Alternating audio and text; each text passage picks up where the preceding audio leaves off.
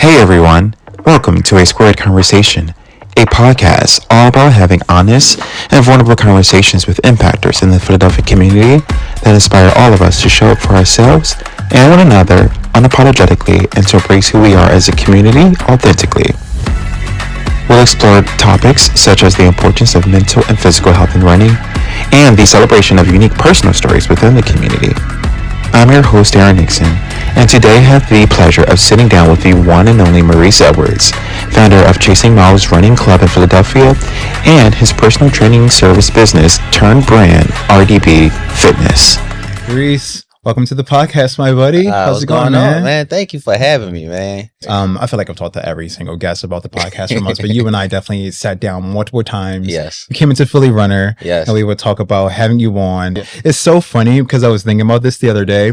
Whenever you come into the store and we start chatting, bro, it gets so busy. It's almost because we have like hour-long conversations. Yeah. And then a customer will come in and you're like, I'm going to let you do your thing. And I'm like, no, I kind of want to finish talking to you. So it's really nice to just kind of sit here with you. And also you being the last episode for the first season is really means something special to me. So thank you so much for being here, buddy. Appreciate that, man. I appreciate being the last episode. Yeah. Long time coming. I couldn't wait.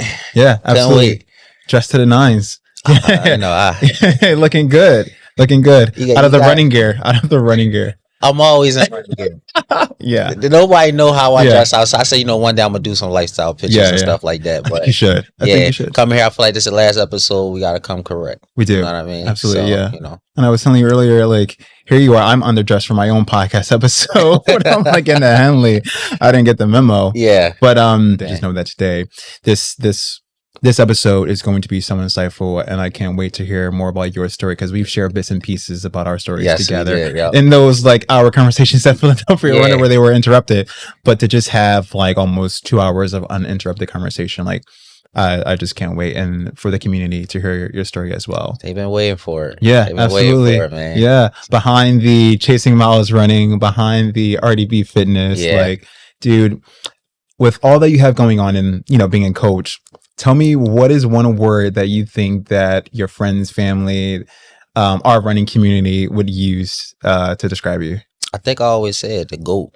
The GOAT. Okay. Yeah. So everybody use the GOAT term in different ways, right? Yeah. When I say GOAT, it's not because, how many medals I have or anything like that. This goes back on how everything just started, where I'm from and things like that. So they'll definitely call me the GOAT.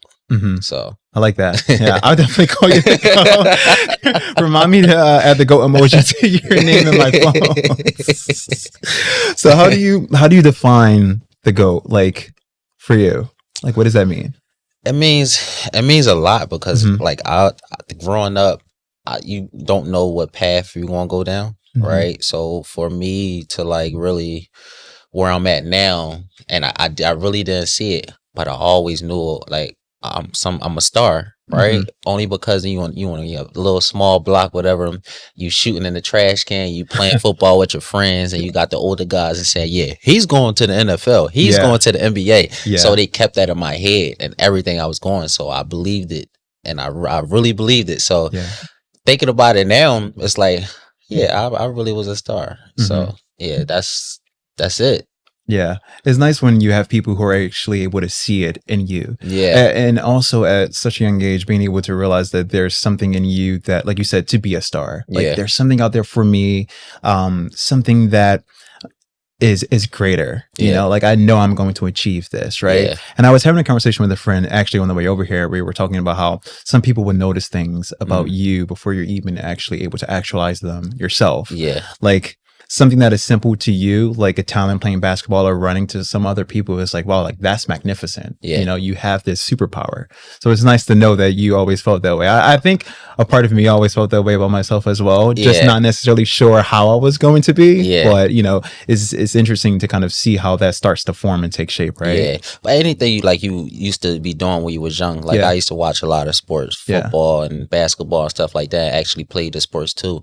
So when you actually watching it on TV, you be like, I'm gonna be like that one day. Yeah. Like when you're a kid, you got your own mind thing going on. So you're gonna be like, like I used to always wonder what Terrell Owens doing. Like, that's my favorite wide receiver. Yeah. What AI doing. Like, I actually sat down on the couch and watched AI and Kobe Bryant go at it in the finals when we lost. But it was like, yo, that's crazy. One day I'm even be an NBA or NFL player or something, you know? So. Yeah, having that goal. Yeah, it's always good to have that dream, you know, like what did you want to be when you grow up, right? Yeah. And it's interesting now to see that you're in running. Yeah. Did you think, well, I know you said, you know, basketball, football. Did running ever cross your mind? Yeah, I ran track. I ran track and played football before I even started playing basketball. So track and football was my love right there. Now football was my first love. But as when you're a wide receiver, you have to be fast, right? Yeah. So I was really fast. So that was the next step. Like, well, maybe I should run track. I ran the 4x4 and I used to do hundreds. Nice. So that went into, you know, I didn't see my potential though. You know what I mean? As you know, going into high school for real. But I played track, had fun with it. And sometimes I believe, like, how did I become a distance runner? Yeah. Like, it's crazy. Like, I was a sprinter at first. Sometimes I'll be trying to sprint now. I'm like, I ain't got it no more. I ain't got it no more. The years have passed by.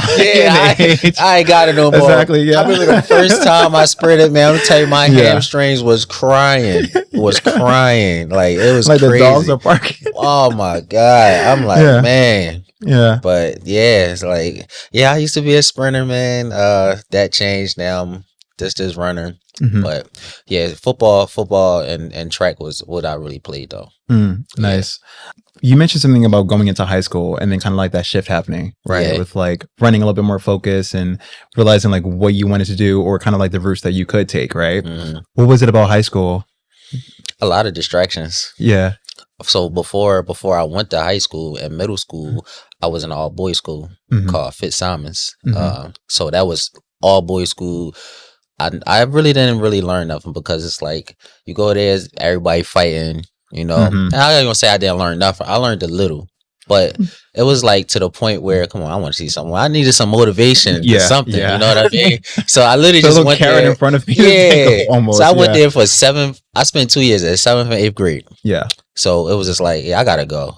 Go. All my friends was at Gratz. That's the high school I went to. So once 9th grade came, I got right out of there, went to Gratz. But it shifted because, you know, now I'm in this new environment now. So, you know, elementary school, you got the boys and the girls, right? But now it's like you look around, it's like, wow, I'm in high school now. It's all this stuff happening. Like everything was like so fast. But then my environment too. You know what I mean? Going into high school. So before I even got to high school, my environment changed. You know what I mean? So I wasn't even thinking about, let me go try out for the football team or let me go try out for the track team. I was so like, just like, dang, I'm gonna get that girl right there. Yeah. Oh, I'm gonna skip class. Oh, I'm gonna go see where my friends at in a class. Like it was like kind of that. I was 9th grade. You play a lot, 9th grade. Yeah. Like you play 9th, 10th grade, but you're gonna take 11th and 12th serious. Yeah. You know, that's like those 2 years are just finding your footing too. Yeah. So I was playing too much. I was playing too much, way too much. So, so that was like a huge distraction. And you know, outside of school is what everything I was doing, you know, running the streets as a kid and stuff like that. Definitely sports wasn't on my mind because now I'm really having fun. So my goals and my dreams that I really had was like slowly approaching, going out the window for real. But I always stood on track with my education though. That's one thing I cared about. So bringing that diploma home, I had to. Yeah. So I went to class. Yeah. Okay, I went to class. That's where the women at. You know what I mean? So you had to go to class. Yeah. But you know, you had some friends and stuff like that. Probably needed help with some work or something like that. So I took work seriously. Yeah. You know, so that was high school, man. I would leave school early. Yeah. Listen, let me tell you something, right? I used to leave school, right? I used to hang with girls. Leave school, go to KFC. Literally, women never was eating a lunch at the school. They was eating KFC, get a breakfast sandwich from the Poppy store, from the nearest corner store right on the corner or something like that. But I was on that type of time. Like I wasn't even, you know, so my mind was somewhere else for real. So, but I'm glad I got it done though. Yeah. So I think it's so interesting because even when you have those distractions and like you said, like you always make sure you got your schoolwork done. You go home that diploma. Like you still have in the back of your mind knowing that like I need to get this done, right? Yeah. And I think it also goes to the fact of like you knowing and having this feeling like there's something else out there for me or I'm going to be a star, right? Maybe those two, you ever think like those two were tied when you think about it, like while you were still able to be balanced in a way? Yeah, because I still felt like a star in school. Yeah. So, look, man, me and my friends, we was fly. You know, you going to school, you're not even wearing the uniforms. You know what I mean? So you going to school fly. You know, at that time, that point, you know, we having parties and stuff like that. So not people from other schools know you. Other people from school coming to your let out. You know what I mean? So, but they hear stories.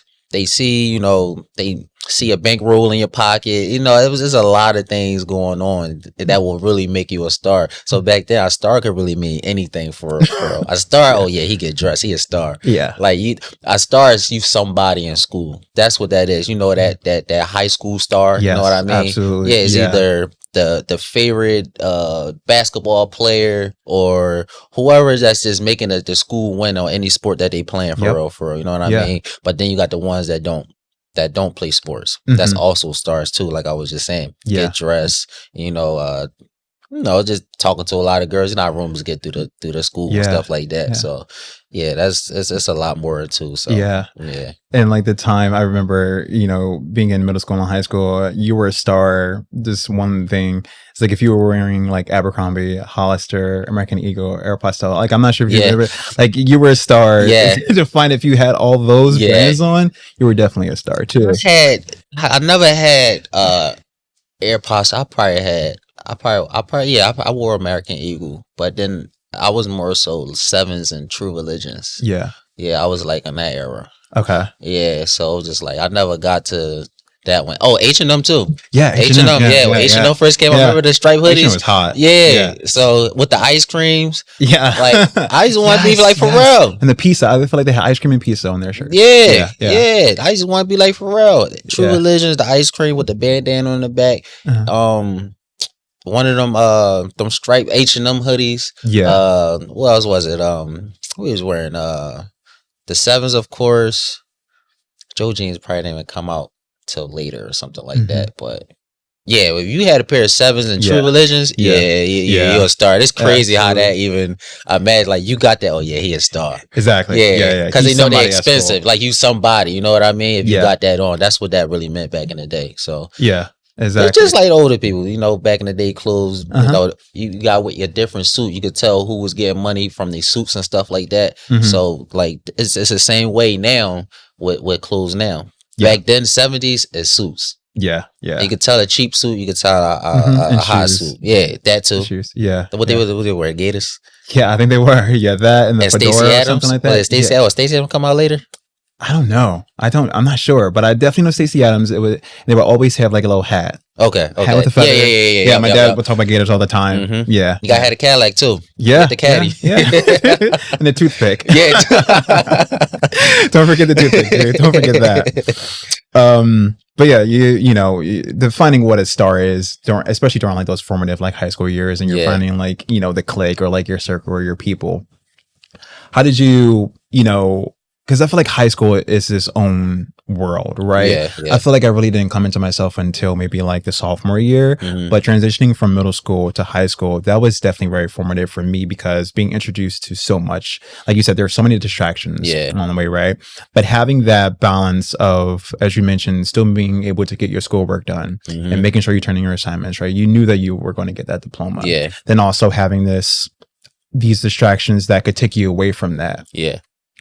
What was the influence or what was going through, if you could remember, like what was impacting you to be able to have that balance in a way where you knew that, okay, I still need to turn these projects in, but also I can still make time for like my friends and stuff too? I think it was, so my friends, you know, even though that, you know, we all had distractions, I think we was motivating each other for real. So when it's time to get schoolwork, like I said, when it's time to get serious, you gotta get serious. Exactly. You know what I mean? So we made sure that we went to school. Like we made sure, like we was calling each other, yo, school, Like we all catching the bus together and all that. So that what made me think like, all right, yeah, this is serious. We gotta get this done. Yeah. You know, so and then after school we do what we do. Yeah. You know what I mean? I don't even think I ever did homework before. As long as that schoolwork done, exactly. That's all that matters for real. So we had to check, you had to, because some of us had probably like the same class for real. And we probably had to be like, dang, we gotta do this. And we had to find a way for real. So whatever we was doing outside of school, that was out of school. When we in school, oh yeah, we gotta, come on, bro, we gotta graduate. Exactly. We gotta graduate. Let's stick to the plan. Yeah, we gotta stick to the plan. Because everybody getting they cap and gowns. Yeah. You know, we don't want, you know how it feel to be left out. Like that is crazy. Like I seen it before. You know what I mean? As some people that even come to school no more because they knew they wasn't gonna graduate. You know what I mean? And to see them now, that's like, dang, they ain't never recover from that. Because it's kind of like they life went downhill after that. You know what I mean? So I'm just kind of glad that like I didn't like give up like, oh, this too hard, or you know. But yeah, my motivation was to like always listen to my parents, you know, and when they at home, they know I'm at school doing something. You know what I mean? So that was the whole thing, which is listening to my parents and bringing that diploma home. That's all I really cared about for real. So I was like managing both at the same time for real. Of course. So whatever I'm doing out here, oh yeah, I'm gonna have fun, be sneaky, do what I'm doing here. But tomorrow morning, oh yeah, I'll be there on time. I'll be there on time. So you gotta make your parents feel like they ain't waste their time. Yeah, that's all for real. They only ask you to do one thing: go to school. Yeah. Go to school. Now, they want you to go to school, but what you do in school is on you. You know what I mean? I don't even think my parents even answer the phone if the school even called their phone. House phones. No, my dad was picking up all the time. House phones. Yes, I didn't even care for real. You know what I mean? So it's like, but I ain't never do nothing bad. I wasn't that bad. You know, I wasn't that bad. My teachers actually loved me though. Yeah, I was that class clown. You know what I mean? But I knew when to turn it down for real. Not that one that go overboard. You know what I mean? That messed the whole class session. Now I gotta get it squirted out and all that. Nah. My teachers love me, man. Yeah. It's funny when you think back, and you and I were chatting definitely before this, and we were talking about what does RDB Fitness stand for, right? For the viewers and listeners, tell us what RDB Fitness stands for. Well, RDB Fitness stands for Reese the Bull, right? I got that name before high school when I was very young, for real. And, you know, running the streets, you doing things that people think not impossible. For example, right? You could try to talk to a girl. She walked down the street, you know, she don't get you no feedback, nothing. But the next day you see her with me. How did he do it? Oh yeah, he a bull. Just like that. How he dressed, what we were just talking about previously. Oh yeah, he a bull. And you know, I don't want to really sugarcoat nothing, right? But so when I mean by running the streets, you know, you selling drugs and stuff like that. You know what I mean? So you had to be very logical how you did that. You know, how you did it. And at some point where you buying stuff, and then you buying stuff that you so young, and you buying something you ain't supposed to be buying because they feel like that's too much for you. You know, you're like, how you? Oh yeah, you a boy. You grew up fast, didn't you? You know, so that was another reason too. But and then you know, talking to a lot of girls, just getting dressed, and you think you getting some money back then when you was young. Like literally, that's all that came from, and how the fitness came for real was like, as I got into fitness, there was nothing else, no other names out there to name my brand. Nothing else. It was so quick. Wait, Reach the Bull Fitness? That was the first thing I thought about. Nah, that's too long. RDB Fitness. I got it. Yo, I need a logo. I need a logo. Shout out to my man, but he made my first logo. And that's so cool. That would really put me on the mat. So that's what that came from, straight from the streets, and then now I turned it into a business. I think it's so cool. I'm just sitting here in amazement of, you know, because of some of the podcasts, you know, you and I have conversations and we've run together. Like, I just think your story is so powerful. And, you know, going back into kind of like those younger years, those teenage years in middle school and high school, and, you know, getting that name, right? Reach the Bull. Like, what that meant at that time, and then kind of like the evolution of yourself as you get older and you experience life, you know, and you make those changes, right? What does Reach the Bull mean to you now? Like, what is the, you know, there's a dichotomy there, but when you think about like how you've grown and all of the things that you've been able to achieve and kind of like overcome like the life's difficult moments, what does Reach the Bull mean to you now? To be honest with you, I would say the same. Yeah. I still say the same, because now that my life changed, everything that I accomplished, I still, oh yeah, he a bull. You know what I mean? People would be like, he a star. To that, it's the same to me. With the GOAT too. All three of those in the same category, how I view it. I actually got it tatted on me. You know what I mean? I know it's crazy to get my own name tatted. I know my name. That's crazy though. But I would say it's the same for real. So it's like I said, I would never thought that I'd be in this position. You know, with everything that I've been through. I never knew that I would accomplish so much right now and in this quarter. You know, so still the same. Still the same. I like that. I won't. I never said Reach the Bull in a long time. Really? Unless somebody asks me, I would say, Reach the Bull. It sounds funny me saying it now. My name Reach the Bull. Because that's how I used to say it. That's how I used to say it. But now friends of mine, they shorten it though. Then they call me RDB. Right. Yeah. You know what I mean? So it's just RDB. No fitness.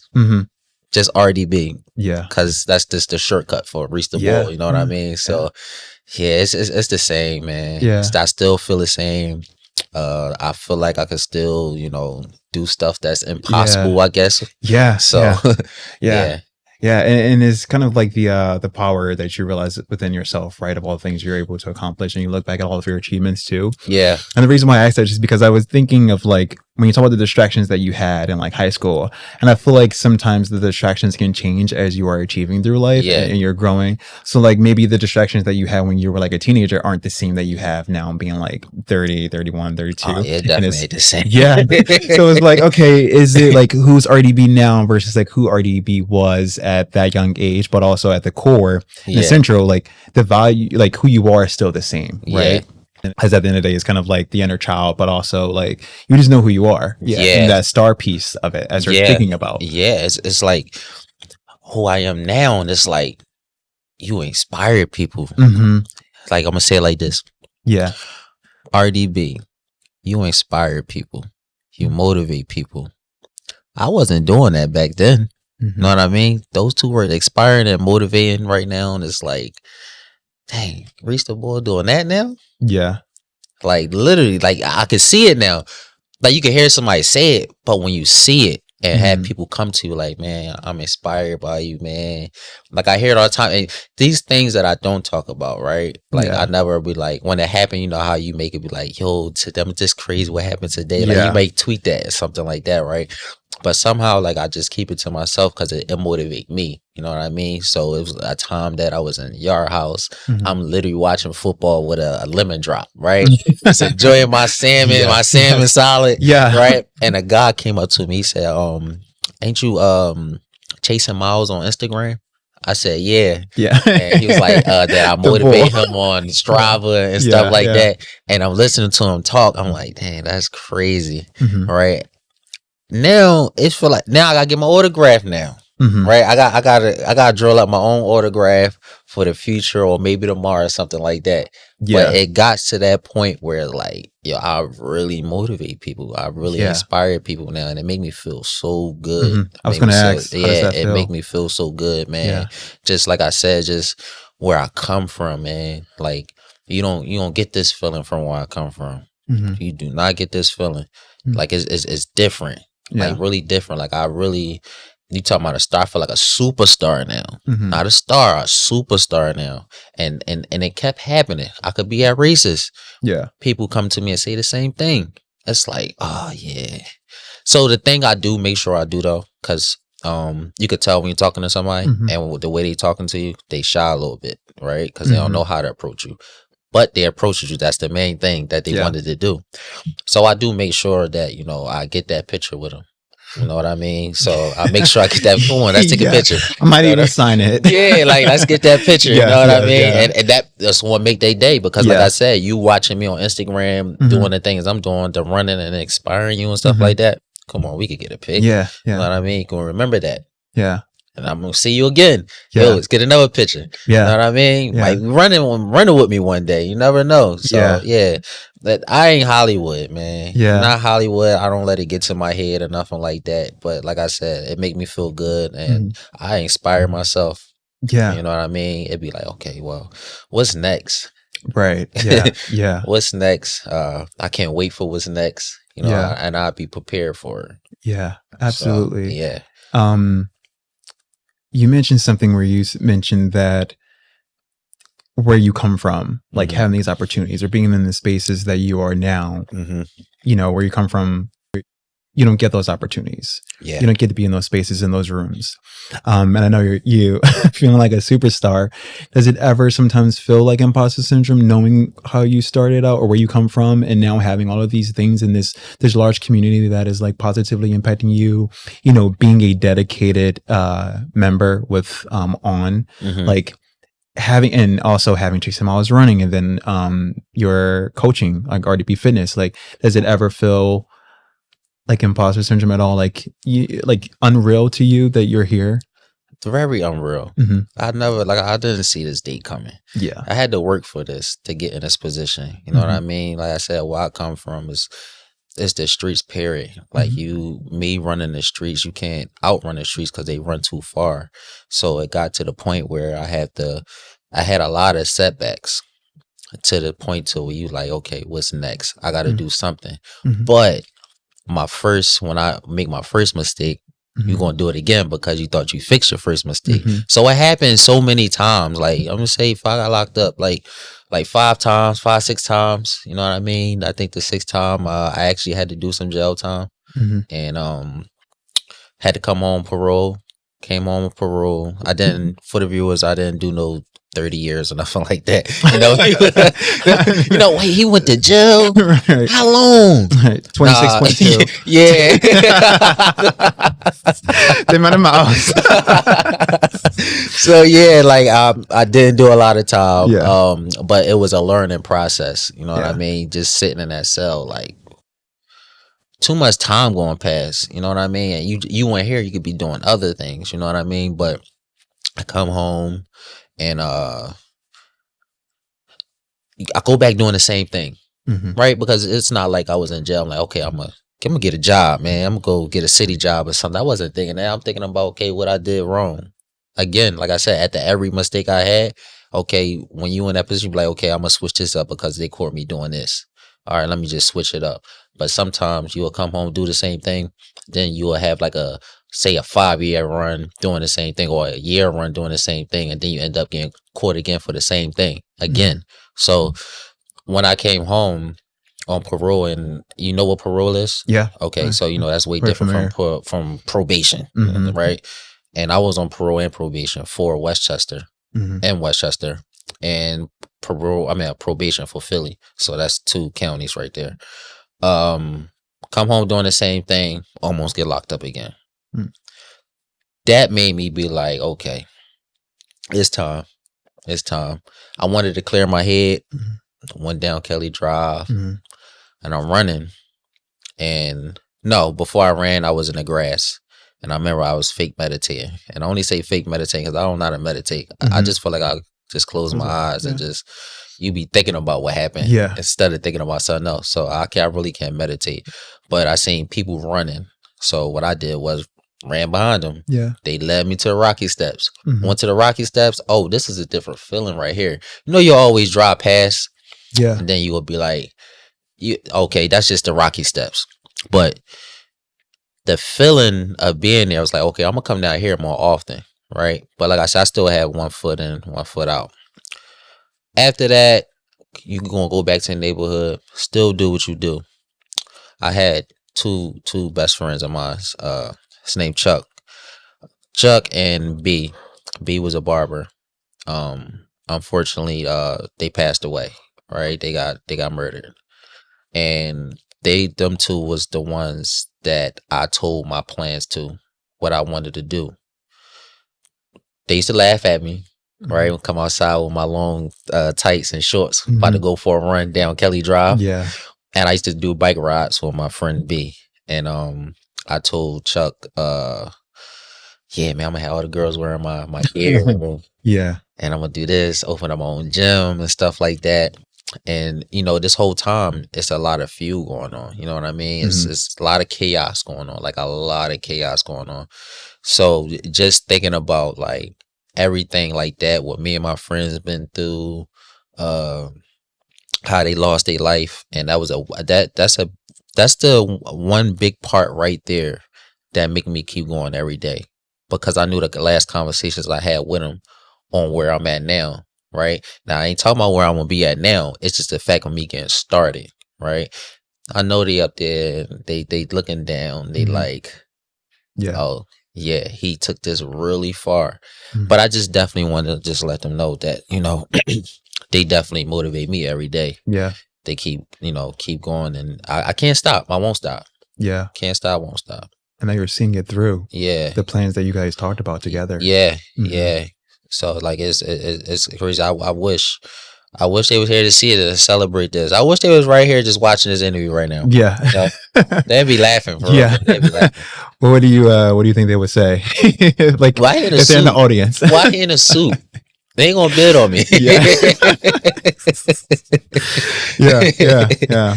No, dude, Reese, thank you so much for sharing that. Yeah, this when you think about overcoming, and having the opportunities that you have now, and finding community and finding like the brotherhood, because some of the people you run with, like we both know. Yeah. How do you make yourself and become more open and vulnerable to embracing new people, and after all that you've kind of like been through, and you've lost friends, right? Sometimes I think, and this isn't for everyone, but sometimes we can become closed off by kind of like the hard things that we experience in life, right? Even though we're positively making that change and we're becoming better, sometimes it isn't always easy to welcome in, a new community of people. You've been able to find that through fitness. Yeah. How did you make yourself, what was it about you that just allowed that to embrace it and welcoming it even more? Just being genuine, for real. Yeah. Just, always being real to yourself, giving people opportunities and stuff like that. But listen to other people's stories too. Yeah. When I listen to their stories, it may not be the same as mine, but there's tragedy behind theirs too. So it can match, and I can always have my opinion, on their situation. They have an opinion on mine, and we giving motivational words, to both keep going. But I think it's easy for real. It's easy. It's just so it come natural with me for real. So, but I could read people though. Yeah, that's one thing I could do. Yeah, I could read people to see if they fake, real. I could read that for sure. Conversation, I could see if you on BS or just talking, like you know what I mean. Yeah. So, and I think everybody, not everybody, but majority of everybody that I talk to is like genuine. So it's like easy to walk them in my space, or have conversation with me. We go for a run or something like that. Yeah, you know what I mean. So it's just that easy for me. Yeah, But you do one thing. Oh yeah, it's on over. Like I don't like when people like downplay other. Let's, for example, of a runner or something like that, right? And I maybe know that runner for real, and this maybe could be a new runner that don't understand the running community or nothing like that. So when you talk to people like that, or they have a conversation about what they don't know about the running community, I think they know it all. I don't think we gonna see eye to eye. That may be our last. No, that will be our last run. You know what I mean? So you ain't gonna backbite somebody the whole time. It's like, what, you got a problem with this person or something like that? And then it's really like that in the running community. It's a lot. Listen, I want everybody to know that the running community ain't perfect. It is not perfect. Like literally, it's not perfect. But it's who you surround yourself around. And when you surround yourself around good people and the same ones, you good. Yeah. You good. But like I said, I could really see who fake, who real, and I stay away from them. Yeah. Because you would think I pay attention to everything. I don't care if it's a big crowd. I could really scope the whole room out for real. And I don't know. I my brain's crazy. Yeah. I'm so fascinated right now. I'm like I'm throwing the questions to the side at the moment. But to be able to, that takes a level of discernment, right, on your end, to be able to decide like who is for you, I guess, like who necessarily isn't, or who's just looking to get something out of you, right? Like you have so much going on. So I don't want to say like in the limelight, but like people know who you are. Like people come up to you like, oh, you're Chasing Miles, you're RDB Fitness. Like I've been following you. Your impact is huge. Yeah. How do you define who is real? Like, what are, not saying that you're kind of like intentionally looking for it, but I think like, consciously sometimes you have to be a little bit more discerning, especially at the scale and magnitude and impact that you're having within the community. Yeah. How do you define that? And then that's when you got to give them a chance. Yeah. Then you got to see down the road. Yeah. You know what I mean? That's the only way you can see. You know what I mean? You see, how serious they is about the running community. Because if you talking to me, you talking to the running community. You know what I mean? So, and I'm that person that can introduce you to people in the running community. And I don't want to, if you somebody that, like, if you fake, I don't want to introduce you. Especially now that it's trendy. Yeah, it's real trendy now. Like, and see, that's the thing. Because the trend, and there's so many, like, run clubs, right? Like, new runners also. Right. And they could have like a big run club and then you will go. Right. Yeah. And I hear this a lot. A person could have like a big run club and one person go, they don't like it. And I'll be like, why you don't like it?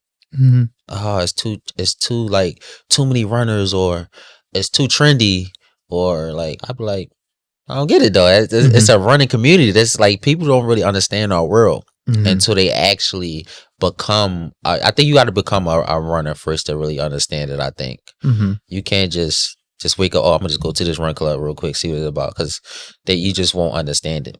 Yeah. But other than that, I think like for me,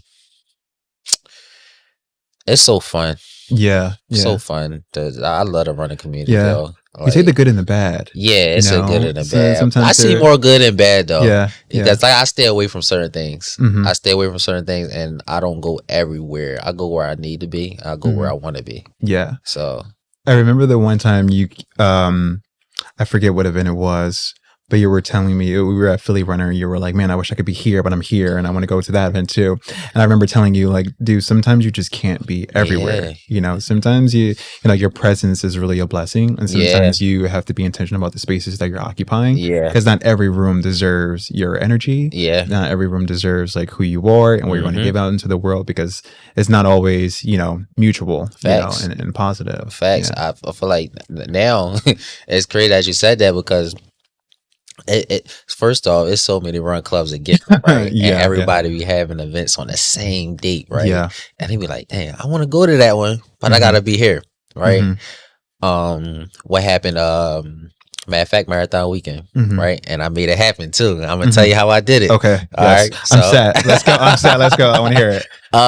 So Rich, Francesca, on and pronounce me if I'm wrong, Hospitality. Runners Hospitality. Yes, Runners Hospitality. So they collab. And of course I'm gonna be there first. Yeah. Right? So I go, and great vibe, to be around your people, all love and stuff like that. And then I go to, after that, I went to Arbery. Oh yes, the Nike event. Yeah. So, which was epic. I wasn't even there. Yeah, I just nice saw the social media. Oh man, it was nice. Aubrey knows how to throw an event. Yeah. Francesca does as well. But I know like Aubrey had Kellen and Bonnie, and I forget the third person he had featured for the Vomero Plus campaign. Yeah, that was incredible. Yeah, I had to go for literally, it was probably like 2 seconds. I couldn't even be there long because I had to go there. But it was nice though. It was nice. So I just felt like, and then after that, I went to Brody. I went to OPEC event right after that. Wow. You know what I mean? So man, and I'm glad it was like in a circle. Yeah. So I was there. I was all of them. So I made it happen. Yeah, I made it happen this time. You cloned yourself. Yeah, I made it happen this time. Who cloned? But yeah, shout out to them. Shout out to Brody, man. Shout out to Aubrey, and shout out to Francesca. I love Francesca. Yeah. Shout out to the On family. Yeah. So that weekend was crazy, man. Yeah. That weekend was fun. I wish it was like another weekend coming up like that. Yeah. I don't think ain't nothing like marathon weekend though. Yeah. Nothing like that. Yeah. Especially with the run clubs making it like stronger also. It's like the expos is even fun. Absolutely. I'll go to expo like Friday and Saturday. Yeah. Like it's crazy. Like but it's fun, man. But the thing is, and I think what makes it fun too, and getting back to kind of like a point that you made about like being intentional about the spaces that you occupy, knowing the rooms and the company of, the people that will uplift you and bring you joy and that motivate you and that inspire you at the same time, right? Yeah. Like making that decision of, do I go to this event? Do I go to that event? But realizing that, hey, like there are people at each and every single event that I really gel with and that I love and that love me and that pour into me and I pour back into them. Yeah. It takes that vulnerability as well, and being able to show up at these events to actually find out who is. Yeah. And I think that's the community aspect of it as well. I was just thinking about this the other day of how sometimes we can really put emphasis or a lot of pressure on one particular person to be kind of like sometimes all things for you, right? Like they are supposed to be a therapist, they're supposed to be your caretaker, they're supposed to be your friend, they're supposed to be doing all these things for you. But when you think about community, that's why you have a community, because there are different people within that community that can offer you something that maybe that one particular person can't. And knowing what you can get throughout that community from each individual. I go to this person because they're going to inspire me to do this. This person, I can get out there, they're going to train with me, they're going to motivate me to knock out those miles. Like I know if you and I'm not going to be the one to motivate and be like, oh yeah, we're doing 20 miles. But I can definitely go out. I ain't gonna lie. You can make it. Listen,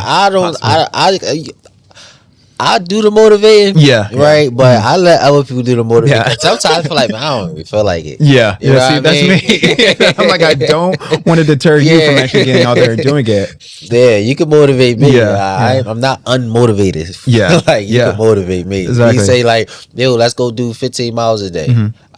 But you could be like, oh yeah, I'll run. He run. I know he gonna say yeah. Back in my mind, I'm like, I don't even feel like it, but all right.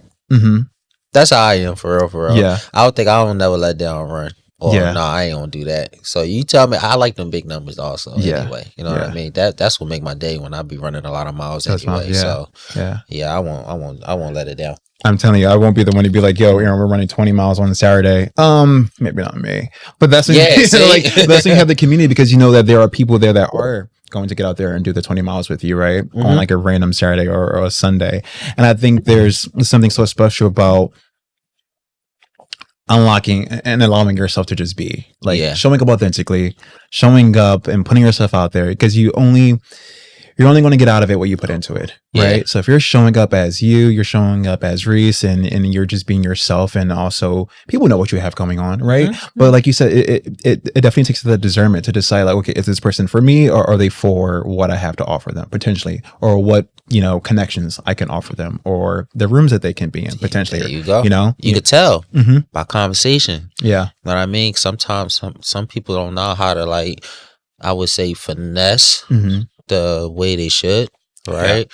But they be too strong on that. They want to be knowing, they want no personal stuff straight off the rip. You know what I mean? So it's like, you be like, well, I barely know you. Like, exactly. But if you don't know, like, it's like you really have to, like, it's not that easy. It's really not that easy. And I don't gatekeep at all. I give the game. How to do this, how to do that. I enjoy doing it. I love doing it. But sometimes people just be wanting to know, even if they do get the information, they go about it wrong. They go about it wrong. Even if I tell you how to do it, you may do it in a different way. So I don't even expect you to do it the way that I'm telling you, which I want you to. But there's people, they ask questions and how can I say, add too much sauce on it by just like, okay, I told you this, and then they go tell another person.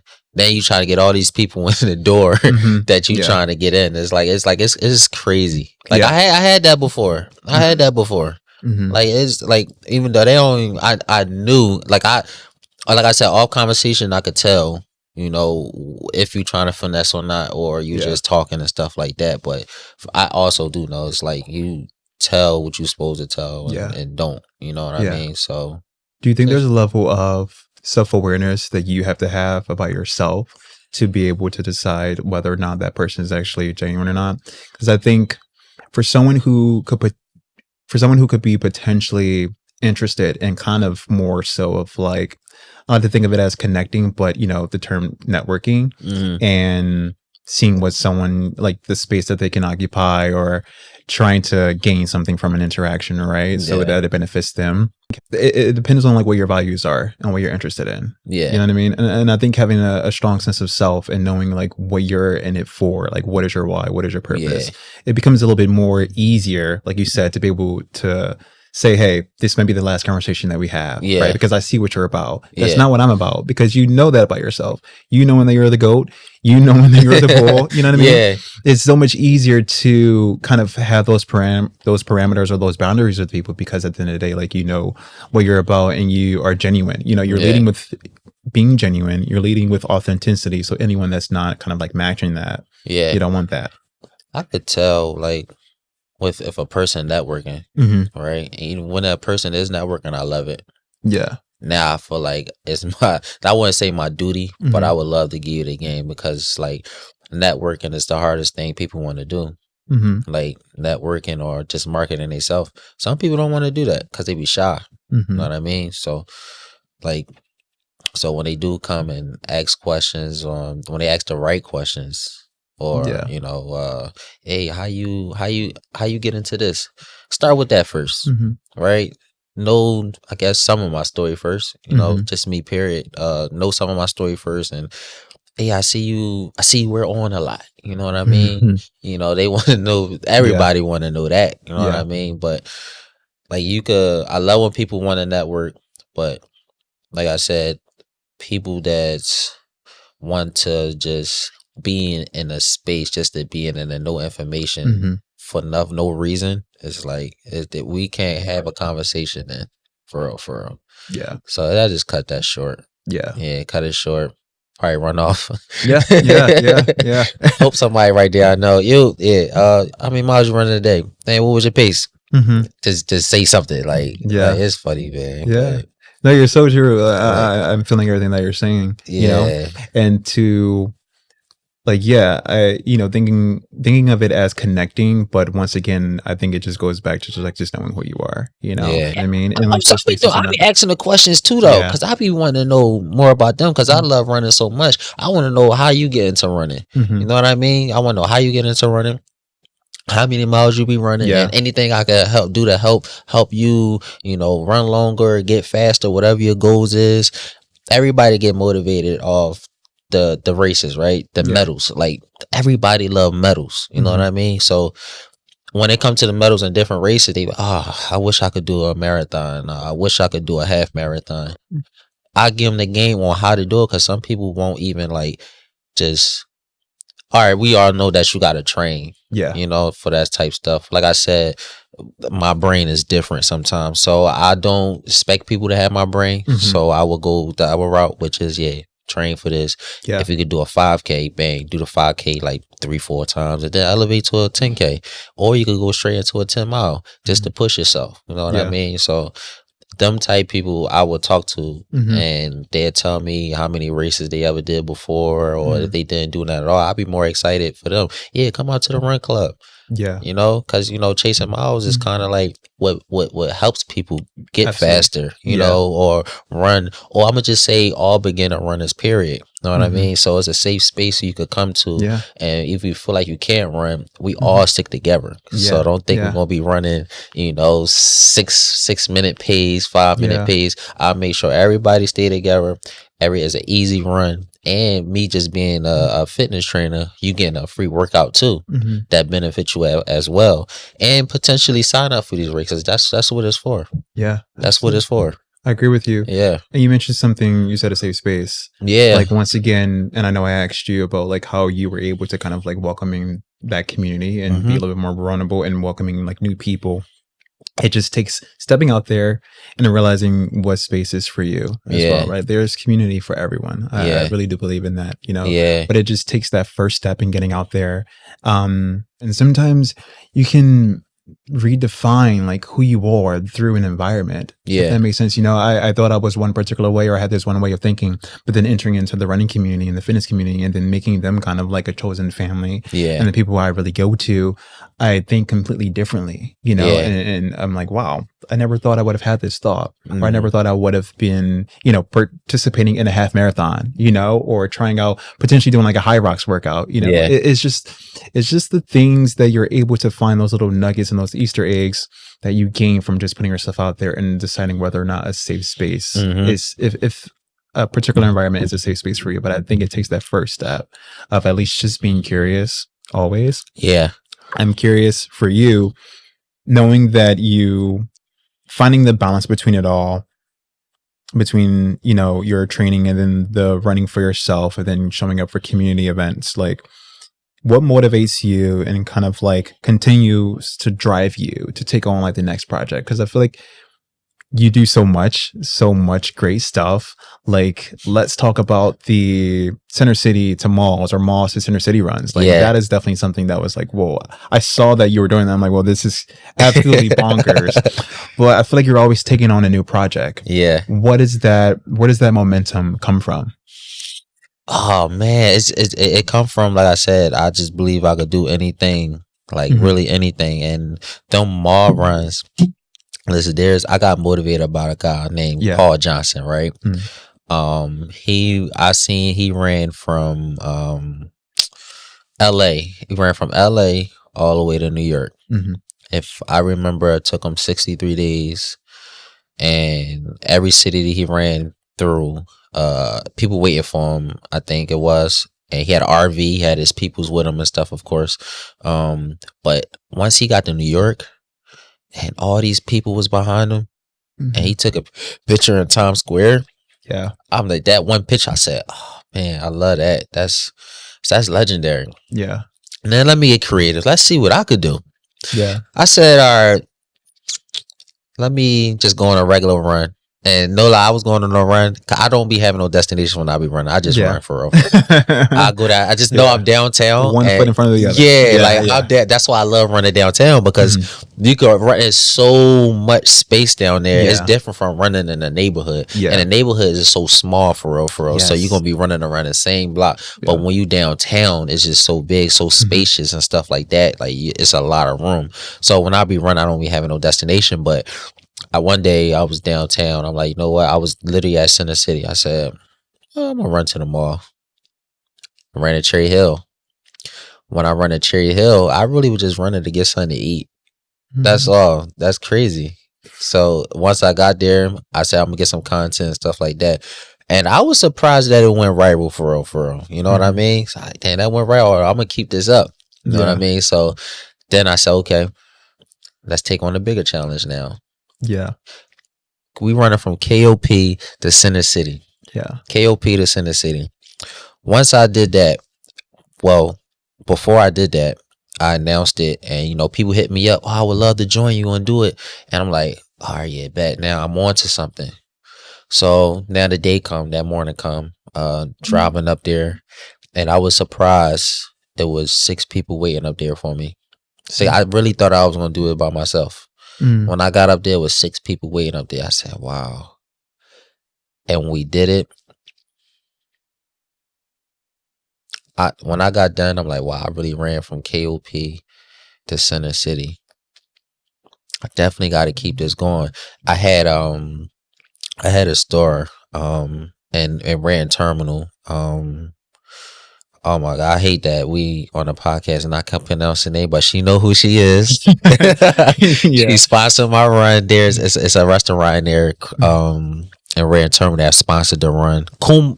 No, I'm not gonna say it, get it wrong. Maybe she'll watch it. She gonna watch. She know who she is. Yes, we gonna correct it when I see you. I promise.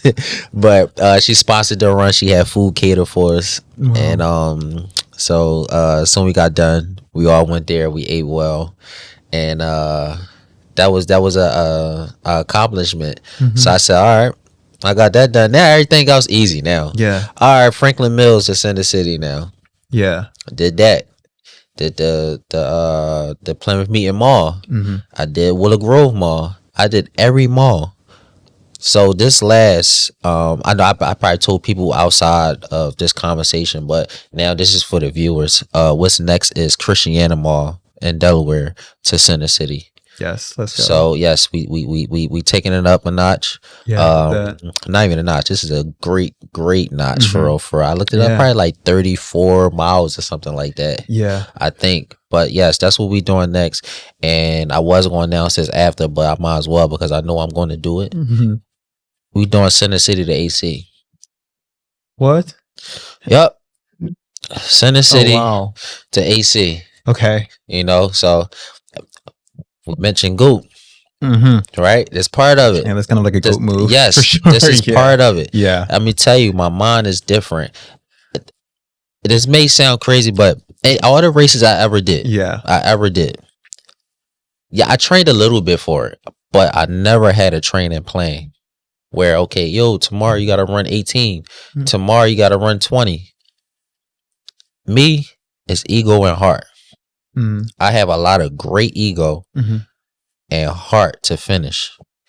That's just me. Yeah. And the ego is like, it's coming from within. It's not based off of other people's standards, expectations, values. Yeah. It's me. Yeah. You know what I mean? It's me we talking about. Yeah. You know what I mean? And when I do these things and it's nothing. Well, it's a little proof in there. Right. It's a little proof in there. I was going to say, yeah. But it's definitely not that, I think I'm the best runner. You know, nobody can run faster than me or anything like that. I just don't think nobody got the heart that I have when it comes to this running. Yeah. You know what I mean? Yeah. So the people, oh man, you tripping. Nah, I ain't trying. I just believe I could do anything. Like anything. You know what I mean? I ain't even watched the movie. I'm about to mention I ain't never watched the movie Forrest Gump. Yeah. Yeah, I never watched that before. Oh yeah. No, I never I never watched it before. But I forgot that one day it slipped my mind. I'm going to watch it. But like going back to that, like I like missing out. Listen, man. Yeah. And but see that right there is the motivation that I give, the inspiration that I give to people. You know what I mean? And I be wanting people to have that same heart that I have. So I'm always on people. No lie. When people be like, man, I don't think I'm ready for that. I look at them, listen, you ready? I read a lot of people. All my friends that run, I read a lot of people. If you running 18 miles, if you got an actual training plan, you're ready for anything. But I get it. The recovery or how they might feel on the race and stuff like that. Like, I get that part, but listen, your heart is your heart. Yeah. And you gonna finish. You put your mind to anything that you want to do. Yeah. That's why I do the things that I do. Like the whole mall run, I probably am the only one in Philadelphia that did that. If somebody maybe could come out and correct me if they did it before, you know what I mean? But I started the whole mall thing, and I started it for a reason. You know what I mean? That's really my therapy, for real. You know what I mean? So when I'm running for the malls, I'm not running thinking, oh, I can't wait to post this content. I'm really thinking about some life things. Yeah, I'm thinking about what can I do next. Like, it's just another run to me. Yeah. You know what I mean? Oh, what more I'm going to do next? Oh, I'm at, say, welcome to Philadelphia. Okay, I'm home now. All right, what's the next? You know what I mean? So it's like, I don't know. It's crazy. Yeah. You know, I just really love running, man. I just really love running. Yeah. You put your heart and soul into running. You know? I do. And think about the projects that you are taking on, like running from the malls to Center City. And now even talking about like Philly to AC. In my mind, I can't even fathom that. Like, even sometimes I find it hard to fathom even just doing a marathon. Like, I feel like for me, like I've done like up to 15 to 16 miles, but sometimes I think about doing the full marathon, which I'm actually going to be doing the Philly full next year, which I'm excited about, which gives me like a year to train. But even in my mind, I'm like, what do I do after mile like 15, you know, or 16? But that's in my mind. But I'm listening to you and I'm like, okay, you know what? you're saying you can do anything you put your mind to, and I truly believe that. I think we have to have the tough conversations with ourselves and not outsource those type of conversations with other people. You know, sometimes I believe like sometimes people can place limits on you, and if you have too many voices in your ear telling you, oh, do this, do that, do this, do that, you're not going to really be able to understand or know your capabilities and your strength. I don't even listen to it. There's nothing that you could tell me to change my mind about anything that I actually want to do. You know what I mean? So if people say, yo, you should do this. But it goes to, and I want to say it goes to because of, you know, your track record. And I always say no one knows what it takes to be you. When you look back on everything that you've been able to accomplish and where in your starting line, where you started to right now, no one can really, I guess, tell you anything. And I think that I always say this, I'm not going to necessarily take the advice from anyone that I kind of like wouldn't want to like necessarily walk in their shoes in, you know, or if they aren't necessarily really adding any value with their input at the end of the day. So no one knows what it takes to be you. Only you know truly what it takes to be Reese. You know that you can accomplish this because you can look back at your history and say, oh, I've done this. I have X, Y, and Z. I have this notch on my chain. I have done this. That's off the checklist. The confidence is there. Confidence is evidence-based. So of course the evidence is there. It builds the confidence and you're like, oh, well, I'm going to go out and tackle this. Listen, I train with confidence. I run with confidence. I walk with confidence.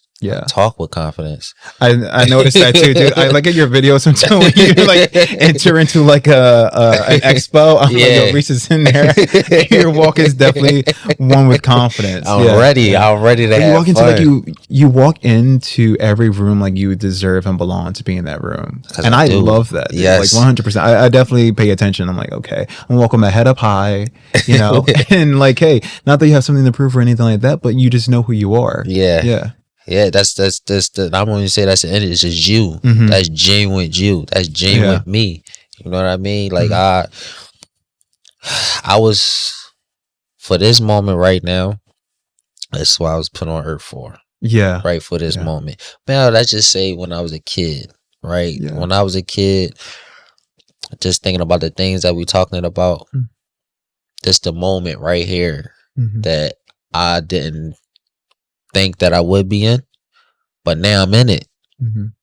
So you got to have all the confidence. You got to prove it to yourself. You know what I mean? So when I look back, like even just like I ain't had an opportunity to show my potential of, you know, going far with playing football, going far with playing track. When I look at my accomplishments on the wall, it's like I could have had all this, Ben had all that. I could have had 4 walls by now. But I don't dwell on it. I'm like, nah. It's a 4 circled on me. It's like, look, I got you now. Guys, I got you now. Yes. You know what I mean? This what you was then. Right? And this who I am now. You know what I mean? So it's like I'm having fun with it. RDB. I'm having fun with it. I'm having fun with it for sure. And I love that because I look at you and definitely someone when we think about the opportunities that have come your way, like thinking of you being with On, you know, and representing that brand. Like you laid the groundwork for all of that. You know, you were out here in the community. You were rocking On and posting it on before, you know, that partnership even came about. So I think there's something to laying the groundwork and planting the seeds. That way, when the opportunities come knocking, you're ready. You gotta be ready. Like I said, like you gotta be ready. And just, you know, speak on, you know, shout out to Francesca. Shout out Francesca. Like she's, man, she has a beautiful soul, man. And I always say this to her too. Like I'm so happy for her to be in my life too. When I met her, I feel like I knew her for years now. That's crazy. Like when we talk, when we're around each other, I feel like we've been around. Like I knew her for years, but I actually met her last year at Mile Madness, and I go there, and you know I have like all the exclusive on, right? Because you know I've been wearing it before, and I think what's her name, Sarah. Tambio? I think that's her last name. I know I had a first and last name on my notes. Okay. That's somebody I had to find. Okay. I had to find her. Maybe it was Sarah Tampio. Yeah. That's bestie. Yeah. So I when I went there, I think she asked me, was I an ambassador? And I said no. And I think in my head, I must be talking to somebody because I just walked in. I literally just walked in a race, and me talking to her, she had to be somebody. So I'm talking to her, then I just automatically, hey, this is what I got going on. Yeah. I showed her that I've been, wearing on. I've been wearing on since 2021. Yeah. All I do is racing on. Yeah. And at that point, I'm like, wait, do you know this person? I went in my notes. And I showed the name. She said, yeah, that's me. I said, I've been looking for you. I've been looking for you. The person I need to talk to. Yes. Like even that backstory, because that backstory, I had actually got her information from Philadelphia runner. After that, she just started introducing me to all like the ambassadors that was right there on the turf. And Francesca was one of them, right? And she said that she was new in Philly and stuff like that. And me and Francesca was talking, and we just locked in. Yeah, we just locked in, and I just listen, man. Anything you need, I'm Philly's own. So anything you need to know, this place, that place. It's just, you need to know anything. Yeah. She asked me, and I just from her, I had her back ever since, and she had my back ever since. I love Francesca. Yeah, like she's a big part behind the scenes of what I do and what I accomplish too. So I agree with you. Yeah. And I think it's a testament to kind of like the confidence that you have again, because you going into this space and going into the room and, not necessarily sure what was going to play out, but you also like knowing that you needed to be there. Like this is where Owen's going to be. You're rocking the brand, you're wearing it. Yeah. Knowing that I want to be with this brand. You created the opportunity for yourself. I think there's something to be said about just the courage that you have, and just like that go-getter mentality and that mindset to say, hey, this is what I want and I'm going to do it. Once again, getting back to like confidence is evidence-based. Like you made it happen, you're making the opportunities happen. I mean, obviously they're coming to you as well, but once again, Reese, it's because you're laying the groundwork. I saw that you were posting it on before the sponsorship and that partnership even came about. So it's nice to see that kind of like come to fruition. 100%, dude. And it's crazy. A lot of brands reached out, bro. A lot of brands reached out before anything happened, for real. And I just knew what I wanted. Yeah. I knew where I wanted to be.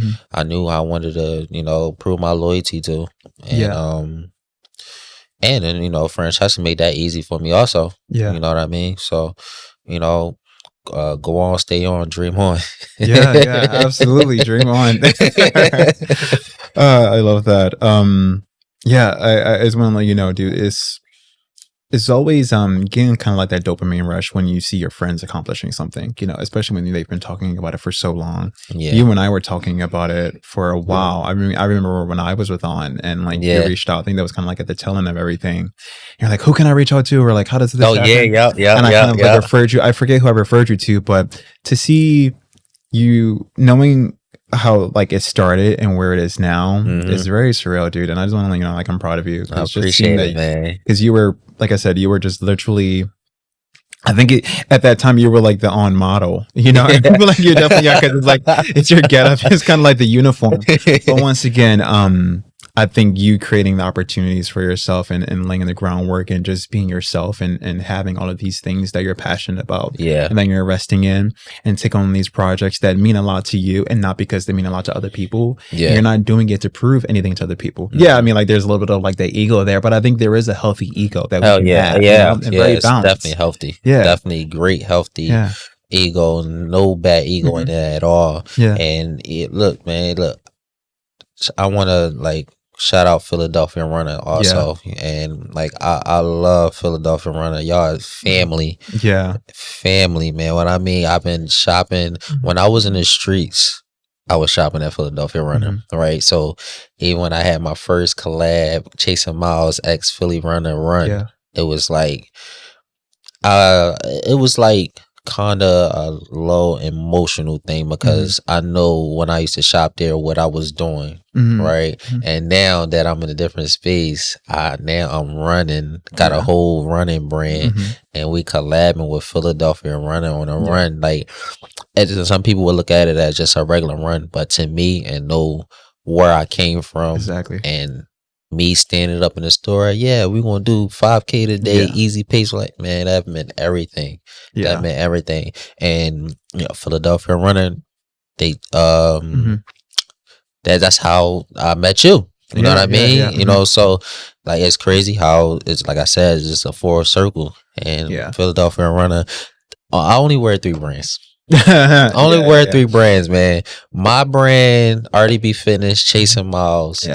On and Philadelphia Runner. That's it. That's it. Philadelphia Runner is a brand I'm always going to wear. Not only because I'm from Philadelphia and I'm a runner, but they're a family to me. Right? Every location. Every location. You know what I mean? And the staffs is great. Right? You was great. The knowledge they have, the way they help people. I never had nobody say, "Oh, they never going back to the store again" or anything like that. It's always great customer service in there. They make you feel welcome. Yeah, even when I go in there now. Hey, Reese. I know.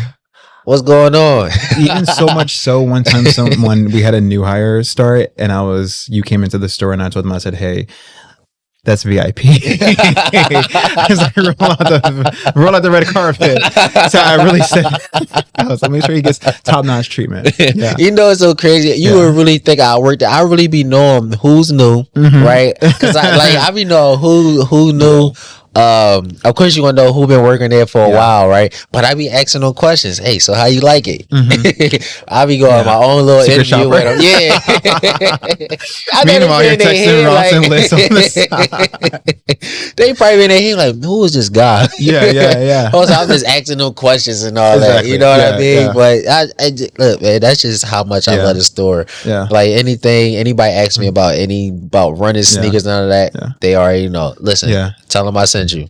The Philly runner is definitely I remember when I first started working there, and I was just curious and trying to decide, like, I had just made a change in my life and like leaving a job that was no longer, I felt as though that was serving me, and I wanted to find something that I knew would something that I was passionate about and could potentially find a purpose. I was passionate about running, but I didn't think that running would actually be my purpose.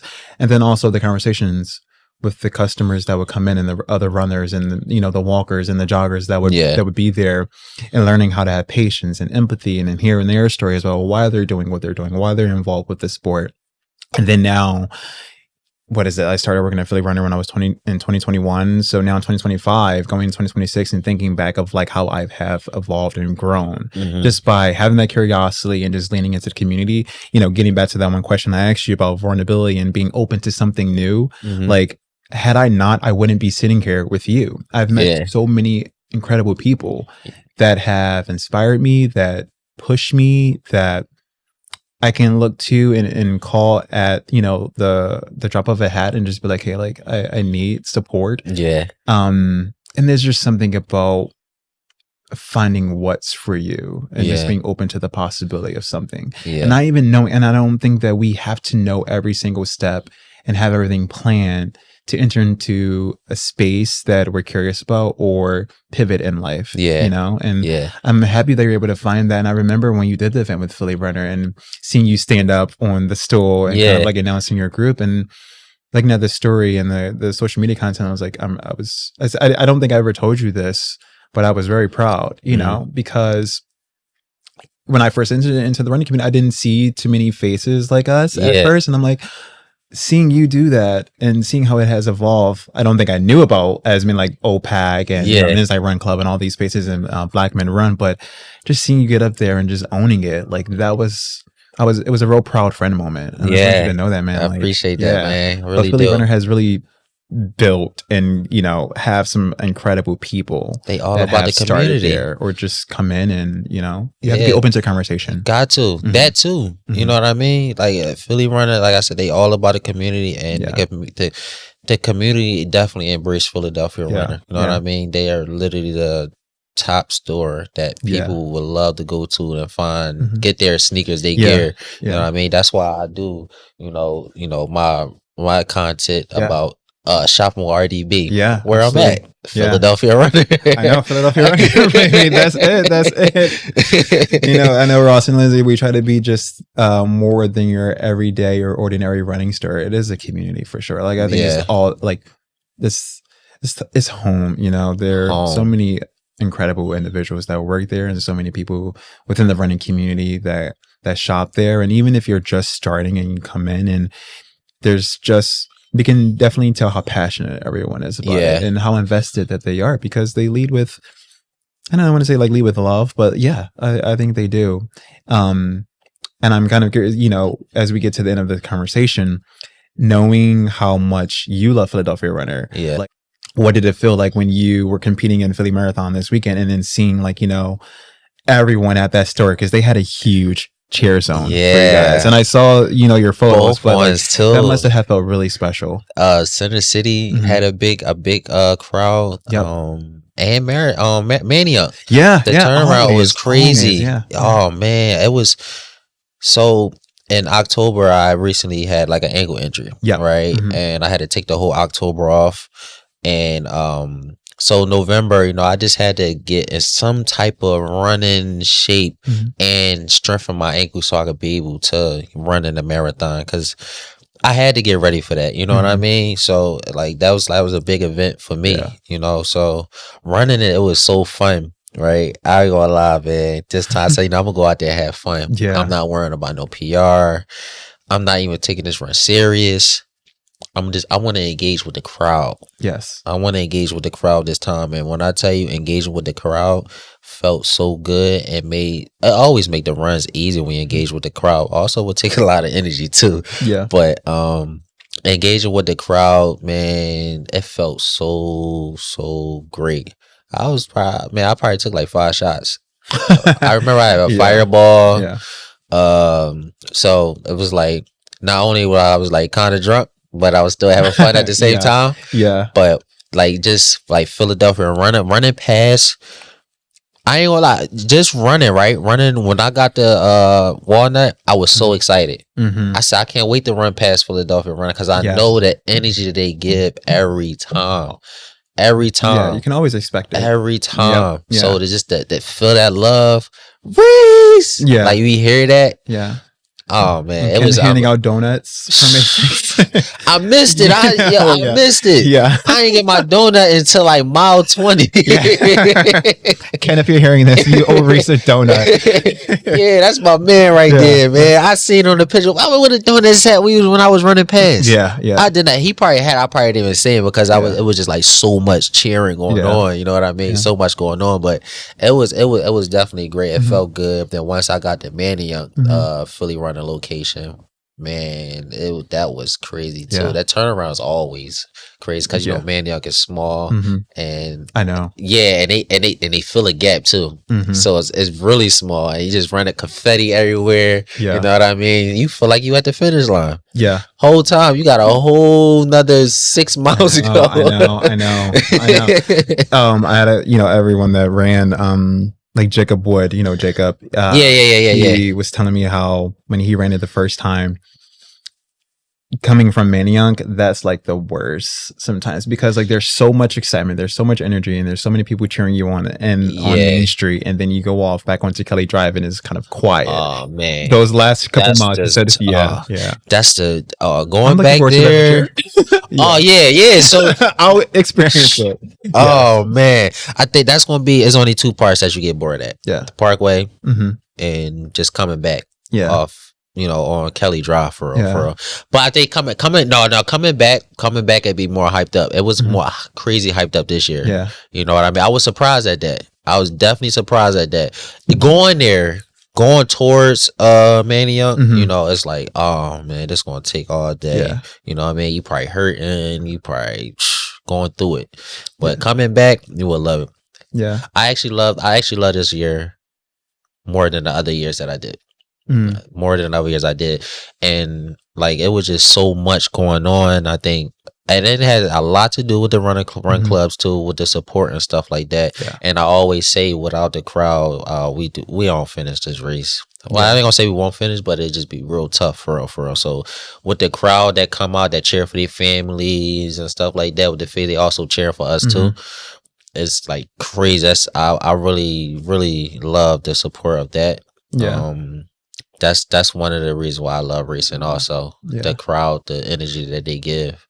So, but coming back, you gonna have fun coming back. Even next year gonna be crazy because every year it feel like it's getting bigger and bigger. So I can imagine what that do. But what I try to do is I don't know if you was gonna ask this question with the it may be doing all the races and stuff like that. Even just doing that, I just like want to get everybody on board with that.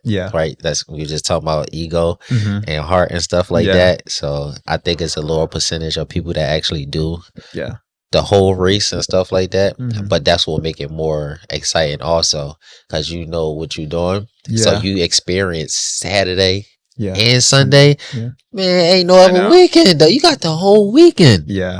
You ain't waiting. No, Friday, you gotta wait till Sunday. You got both weekends to celebrate and enjoy the event. Like, it's crazy. I'm excited. It's crazy. I'm really excited. I can't wait till you do it, man. I can't wait till you do it. And also to have the cheering from Philadelphia right here at the they gonna go crazy. You know they gonna go crazy. You know they gonna go crazy. It's gonna be great. Reese, this has been a really great conversation, dude. Anytime like we get towards the end of a conversation, I'm like, man, I wish we had like another hour. I probably should have another hour or two. But thank you just so much for just sharing your story. I appreciate you. And I love you, man. I just want you to know, like, I've learned so much about you today. And uninterrupted, like I said, we've had conversations before. We started to dive into like our past and like you shared your story, but we've never had like that uninterrupted time. So it was really nice to have that. And I just want to dude, like the confidence is seen. Once again, the confidence is evidence-based. The evidence is there. You're laying the groundwork for all of the opportunities to come your way, even more blessings. And I think about, sometimes I'll pray of like, who am I when the blessings and the opportunities come? Make me someone who is deserving of those opportunities and someone who is going to be able to facilitate and hold those things. And I think you do a very great job at it. And you are living proof that anything, is possible. You mentioned earlier where you come from, not having those type of opportunities. But look at what you've created for yourself. And I just want you to always remember like your strength and who you are, because no one knows what it takes to be you. Right. And you know your story. And Josh Perez always says, hey Josh, because I know you listen to every episode. You always say like never discredit your value for anyone. I would say the same thing for you. When you're forming community and you're entering into these spaces, new spaces, because of the work that you've put in, continue to hold your head up high, walk in those rooms like you own the room, because someone needs to hear your message specifically from you and the way that you're going to say it, the way you're going to tell it. Someone needs to see your content and the spin that you put on it, because you can't be replicated, right? Like you have something to offer that I can't offer the community, that my engineers can't offer and the other runners in the running community probably can't offer, but we each have a story, and I think that continue to lean into like the curiosity of finding new people, new opportunities, new projects. And I just think that this is honestly just the beginning, Definitely beginning. I feel like I'm just getting started, brother. Yeah, absolutely. I feel like we just getting started. I mean, we're closing out 2025 together. And that's crazy. Exactly. It's crazy. So this is, dude, I really thoroughly enjoyed this conversation, and knowing that this is the last episode of season 1, I think I'm glad that it was Congratulations, you, man. Congratulations, man. Continue to believe, achieve, and keep repeating. That's all. Believe, achieve, and repeat. I would definitely do that. Yes, absolutely. Thanks, Reese. No problem, man. My man. Love you, man. All right, everyone. This is the end of season 1 of A Squared Conversation. For all the listeners and viewers, thank you so much for tuning in for an amazing season. We will be back next spring, summer 2026 with season 2. Please like, comment, and subscribe. And we hope that you have an amazing day and stay square. Bye, everyone.